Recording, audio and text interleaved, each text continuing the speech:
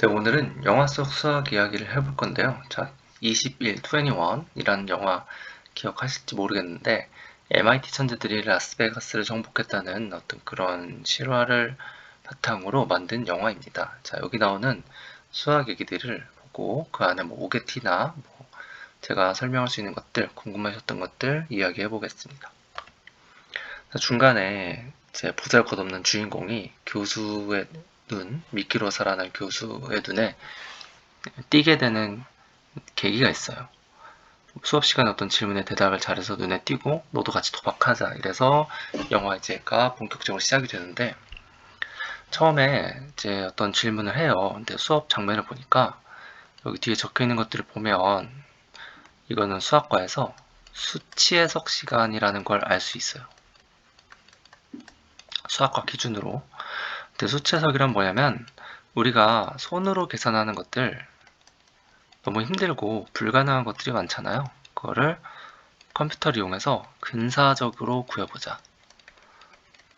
이게 뭐 그게 어렵냐라고 할 수 있지만, 손 계산하는 거랑 컴퓨터 계산은 근본적으로 그 근본이 다르거든요. 그래서 생각보다 되게 어려워요. 재밌기도 하지만. 그래서 이거를 이제 좀 전문적으로 배우는 어떤 과목인데, 여기서 뉴턴의 공식이라고 이제 자막이 잘못 나와 있죠. 정확히는 뉴턴의 방법이 뭐냐, 어떻게 쓰이는지 설명해 보라고 이제 질문하죠. 그러면은 이제 주인공 여기 친구가 딱 봐도 너드같이 생겼는데 비선형 방정식을 푸는 거냐 이렇게 물어보죠. 그러니까 이제 면박을 주죠. 이제 분필을 던지면서. 근데 사실 맞는 말이긴 해요. 비선형 방정식 풀려고 하는 거니까. 근데 왜 면박을 주냐? 어, 비선형 방정식 풀기 위해서 뉴턴법을 배운다라고 분명히 수업 때 얘기를 했을 거기 때문에, 이거는 이제 했던 말 반복이니까 그냥 별 의미가 없는 거죠. 그래서 내가 모르는 걸 좀 얘기해봐라 이러죠. 근데 사실 교수가 이런 거에 대해서 모르는 게 뭐 얼마나 있겠습니까? 근데 이제 주인공이 뉴턴이 훔쳤다라고 해요. 근데 웃긴 건 분명 뉴턴법에 대해서 설명해라라고 했는데, 이건 뉴턴법 자체가 아니라 일종의 비하인드 스토리잖아요. 비화를 이야기하는 거죠. 이것도 좀 상황에 맞지 않다 생각하는데, 그 다음에 뭐 설명하죠. 뭐 다른 사람이 이미 50년 전에 발표했던 거고, 시작 숫자가 0에서 너무 멀어지면 계산할 수 없다. 근데 이것도 자막이 이제 수학을 잘 모르니까 만드시는 분이 잘못한 거예요. 시작 숫자가 0에서 이런 건 틀린 얘기고. 그래서 이게 뉴턴법이 뭐냐? 자, 우리가 x제곱은 4는 0이라는 방정식을 컴퓨터로 푼다고 해봅시다. 근데 푸는 법은 여러 가지가 있겠지만 이거를 그래프 관점에서 보는 거예요. 얘를 이렇게 보면은,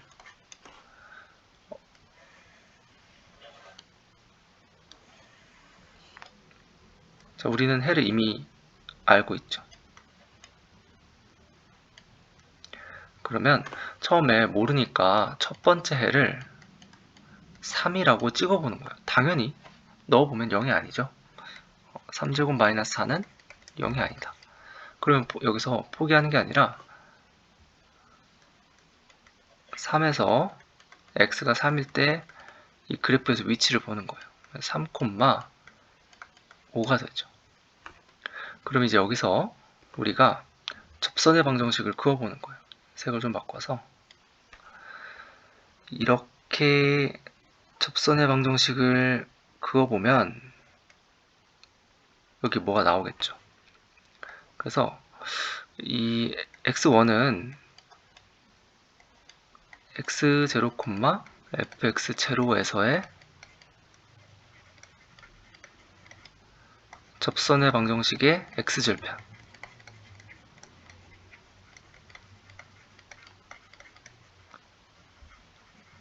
이렇게 되겠죠. 얘로 한번 구해보면 y는 f 프라임 3 곱하기 x-3 더하기 5니까 6이 되겠죠. 6x 마이너스 18 더하기 5니까 마이너스 13. 자, 이걸 0이라고 놓으면 x절편은 6분의 13이 될 거예요. 그래서 여기가 6분의 13이 됩니다. 그러면 분명 3보단 더 나은 오답이죠. 더 나은 오답. 근데 수치 해석은 그래서 정답과 오답 외에 더 나은 오답이라는 개념이 있는 학문이에요. 정답을 구할 수 없다면 더 나은 오답을 구하자는 거거든요. 그래서 여기서 멈출 수도 있지만 이 방법을 한 번 더 반복해보면 자, 어떻게 될까요? 여기 6분의 13, 여기 계산하지 않을 경우 어떤 게 있겠죠? 그럼 저 점에서도 똑같이 접선을 구해보는 거죠. 접선을 그려보면 대충 그렸음에도 여기 x2 두 번째 접선의 x절편은 진짜 해에 매우 가깝죠.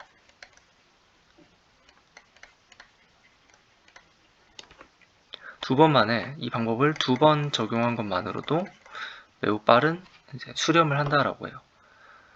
그런데 이제 얘도 완벽하진 않을 거 아니에요. 이거에 대한 이제 단점을 아까 얘기한 거죠. 그래서 이 뉴턴법은 그 랩슨이라는 사람 때문에 뉴턴 랩슨 법이라고도 불러요. 근데 모세 사람들은 더 유명한 사람이나 짧은 걸로 부르니까 뉴턴법이 결국 살아남는 거죠.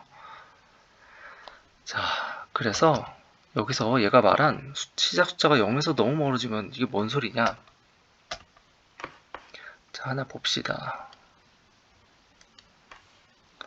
만약에 어떤 이런 함수가 있다고 합시다. 당연히 이 함수는 fx는 0이라는 비선형 방정식을 풀기 위해서 함수로 바꿔서 이제 문제를 푸는 거죠. 진짜 해는 여기 있는데 트루 솔루션은 여기 있는데 어딘지 모르니까 나는 한 이쯤으로 잡겠다. 그러면 그에 해당하는 접선을 거기서 그리려면 여기서는 이렇게 그려서 나오는 이 x절편. 자, 여기서 당연히 이것도 해가 아닌 걸 확인할 수 있고 여기서 접선을 그리면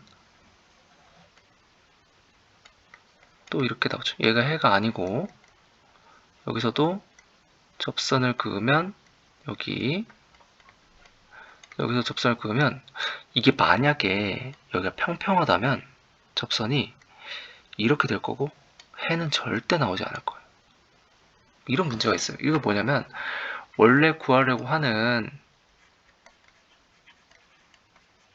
이 0점이라고 제로라고 하는데 이 0점에서 멀다의 개념보다는 좀 이상한 곳으로 처음에 찍으면 답이 아예 안 나오고 컴퓨터가 멈출 수도 있어요. 해가 안 나오니까. 그리고 나온다 하더라도 뭐 이상한 오답이 나올 수도 있고 그리고 막 수렴하지 않고 발산할 수도 있거든요. 그래서 되게 빠르다 좋지만 처음에 잘 찍어야 된다는 거죠.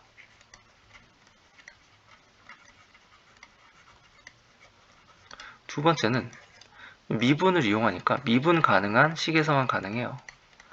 미분 가능함을 요구함.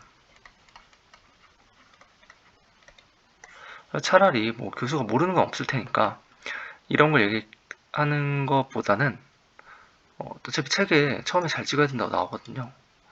그래서 차라리 미분 불가능한 식에서는 쓸 수 없다라고 이제 말하면 교수가 알고 있더라도 다음 거 설명할 때 도움이 되니까 좋아하겠죠. 왜냐하면 이것보다 더 좋은 게 3번 할선법이라고 있거든요. 시컨트 메소드. 이건 미분이 불가능한 경우에도 적용이 가능하죠. 그래서 이제 이 대답에 이제 교수가 감동을 받고 질문을 하나 더 해요. 몬티올 문제라고 유명한 확률 문제인데 근데 이제 납득이 가지 않는 건 여기는 수치 해석 시간이고 확률이랑은 거리가 좀 많이 먼데 왜 이런 걸 하냐 이거죠. 근데 뭐 영화에서 이제 영화적 장치로 뭐 무슨 질문이든 해야 되니까 도박이라는 어떤 컨셉에 맞게 확률 문제를 낸 건데, 그쵸. 사실 수학을 공부하는 사람 입장에서 아니 수체적 시간에 확률 문제를 내? 이상한데? 라고 생각이 드는 거죠. 이 문제가 뭐냐면 몬티올 문제라고 하는데 어떤 미국 TV쇼에서 제시한 게임이에요. 문 3개가 있고 그중 한 문에는 뒤에 자동차 있고 나머지 2문 뒤에는 염소가 있다. 처음에 참가자가 문 하나 선택해서 이제 자동차를 받기 위해서 선택을 하는 거거든요. 문 하나를 선택하면 진행자가 남은 2문 중에 자동차가 아닌 문을 열어줘요. 그리고 선택을 유지할지 바꿀지 질문을 하는데 여기서 한 번 더 기회를 준다는 게 포인트죠. 그래서 이때 과연 선택을 바꾸는 게 맞냐 아니면 바꾸지 않는 게 맞냐 라는 거죠. 여기서 많은 사람들이 선택을 바꾸든 안 바꾸든 확률은 2분의 1 아니냐, 그러니까 바꾸는 건 딱히 유리하지 않다라고 생각을 해요. 이 문제는 사실 되게 어려워요. 저도 알았다가도 다시 생각하면 헷갈리고 그러거든요. 그리고 그게 전혀 부끄러울 게 아닌 게 천재수학자 폴 에어디시라고 있어요. 에어디시. 이 사람도 틀렸어요. 이 사람에 대해서 유명한 책이 우리 수학자 모두는 약간 미친 겁니다. 되게 재밌는 책이거든요. 꼭 한번 읽어보세요. 그런데 이게 사실 바꾸는 게 유리하거든요. 그리고 잘 생각해보면 직관에 반하지 않기도 해요. 자, 오늘 설명을 해볼게요. 자, 일단 가정 하나 해봅시다. 참가자가 최초에 1번을 선택하고 선택한 문을 무조건 바꾸는 경우를 볼게요. 자, 1번에 차가 있는 경우가 있고 2번, 3번 다 이렇게 경우를 나눠보면 자, 진행자가 염소가 있는 문 중에 하나를 열죠. 자, 먼저 그러면 진행자가 염소가 있는 분이 지금 처음에 제대로 골랐기 때문에 진행자는 2분의 1의 확률로 염소 문 중에 하나를 열어요. 그리고 다른 경우에도 2분의 1의 확률로 염소가 있는 문을 열어요. 그래서 좀 약간 수정을 하면